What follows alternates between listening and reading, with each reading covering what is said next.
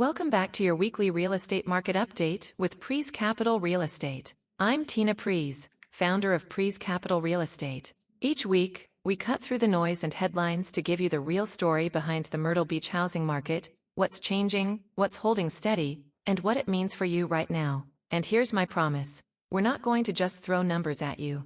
We're going to translate the data into strategy, so whether you're buying, selling, or advising clients, you can make decisions with clarity and confidence. This week, the market is sending a very specific message. We're in a holding pattern, what I call a stasis point. Prices are hovering in a plateau range, inventory is steady, and the market's temperature is balanced enough that small changes, especially in mortgage rates, can move the needle quickly. So as we go through the slides today, I want you to listen for two things. 1. Is demand waking up or still cautious? And 2. Is supply tightening or slowly expanding? Because those two forces, supply and demand, drive everything: pricing power, negotiation leverage, and how quickly homes actually move. Let's get into the numbers and talk about what they mean for buyers, sellers, and investors in Myrtle Beach this week. Let's start with the big picture, because this week's story is about balance, not extremes. Right now, the median list price in Myrtle Beach is $464,900.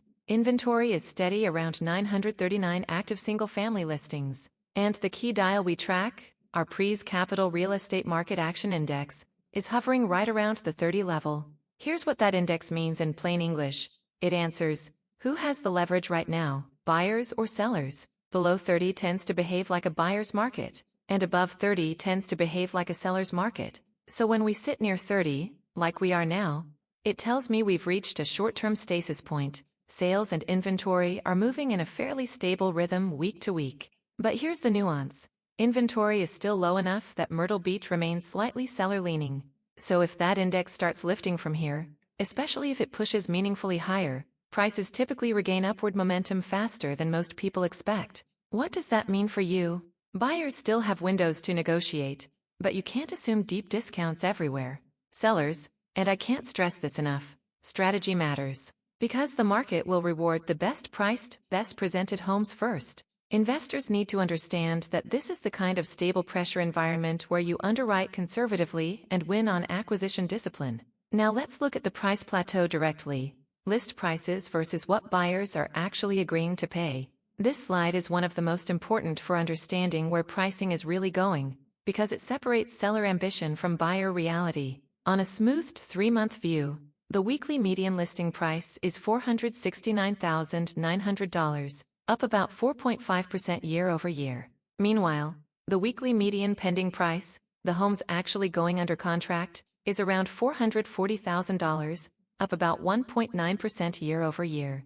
That spread matters, because list prices can stay elevated when sellers are anchored to last year's peak expectations. But pending prices reflect what buyers will truly commit to after inspections, concessions, financing math, and comparing alternatives. So what I see here is a market that's hovering on a plateau. And the most important takeaway is this: we should not expect meaningful price deviation up or down until the market action index breaks directionally. If the REAI rises and mortgage rates stay favorable, buyers re-enter, and pending prices firm up quickly. If the REAI fades while days on market stretches, sellers will start meeting the market through concessions and price adjustments. In other words, buyers need to use the gap between list and pending as negotiation fuel, especially if a home has been sitting. Sellers need to stop chasing the market downward, price correctly at launch, and reduce the need for painful cuts later. Investors, this is where you win with underwriting discipline, assume slower absorption, and build in concession buffers. Now let's go one level deeper into the index reading itself. This slide is the market's thermostat. The weekly real estate market index is 34.3, up 8.7% year over year. But when we smooth it on a 3-month delta, the index is 30.54, and that's down about 3% year over year on the smoothed view. So what does that tell me? It tells me the week-to-week temperature can still spike, especially with short bursts of demand, but the broader, steadier trend is not accelerating. In other words, the market is functioning, but it's not racing. This is exactly what a stasis point looks like. The market isn't collapsing, the market isn't surging, it's waiting for a catalyst, usually mortgage rates or consumer confidence. The practical strategy from this index is if this index pushes up and holds above the low 30s, you'll see pending activity strengthen and sellers regain leverage, especially in desirable school zones and move-in ready inventory. If the index drifts down, buyers get more leverage through time, inspection asks, and seller credits. The implications for buyers: don't wait for a crash headline, watch the index. When it turns up, leverage disappears fast. Sellers need to consistently work with me in adjusting pricing strategies. The market evolves, and the listing price needs to evolve too. Your first 2 weeks are the leverage window. After that, it's important that we're not chasing the market. Investors need to avoid assuming cap rate compression from price appreciation. Focus on realistic rent comps, HOA and insurance trajectories, and deal durability. Next, let's talk about the clock, because time on market is where leverage quietly shows up. This is the slide that tells you who feels the market first, which is the sellers. The weekly average days on market is 129, up 10.7% year over year. And on a 3-month delta, it's 125 days, up 15.8% year over year. That's a meaningful change, and it matches what we're seeing on the ground. Buyers are more selective, they take longer to decide, and they're asking more questions. And here's what's important: days on market is a lagging indicator, which means it doesn't spike overnight. It moves as listings accumulate, pricing gets tested, and buyers gain confidence that they don't need to rush. If days on market continues rising, price cuts and concessions become more common. If it stabilizes or starts falling, that's your early sign demand is waking up, and sellers regain leverage. Now let's hit the wild card that can flip all of this quickly: mortgage rates. Here's the lever that changes everything, sometimes faster than the housing data can even reflect. This week, the U.S. 30-year fixed mortgage rate is 6.10%, down 12.2% year over year. And psychologically, 6% is a threshold. It doesn't just lower a payment, it changes buyer behavior. When rates come down, we typically see more showings, more offers, and more "I'm tired of waiting" buyers re-entering the market. But, and this is critical, rates don't work instantly. Contracts, financing, inspections, and closings take time. So when I say the rate move isn't fully absorbed, what I mean is, the next few weeks of pending activity are where we'll see whether buyers truly re-engage. Now buyers, if rates hold near this range, you may see more competition in the best homes, especially move-in ready in prime areas. Sellers, if you're listing soon, be prepared. Rate improvements can tighten your timeline window. As per my investor crowd, this is when you track both resale velocity and rental demand.